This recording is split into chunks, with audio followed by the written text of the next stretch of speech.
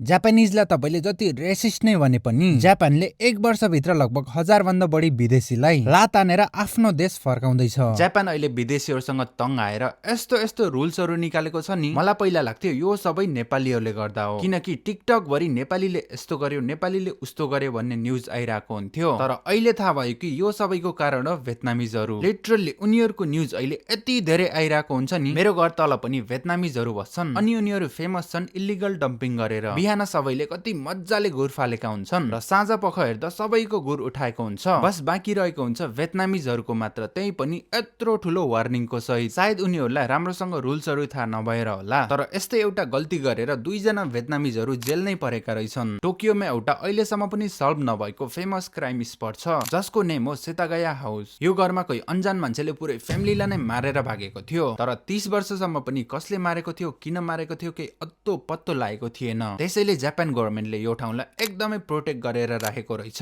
तर केही दिन अघि 2 जना भियतनामीजहरु यो घरमा घुस्छन् त्यहाँको सामान चोर्नको लागि, बट पुलिसले सबै कुरा थाहा पाएर उनीहरुलाई केही छिनमै एरेस्ट गर्छ र सायद उनीहरुले 3-4 वर्षको जेल सजाय मज्जाले पाउनेछन्। तपाईलाई विश्वास लाग्दैन होला, मेरो बाबालाई सहित 6 महिना अघि सस्तो चामलको लोभमा एउटा भियतनामीजले 30-30 हजार सम्म ठगेको थियो।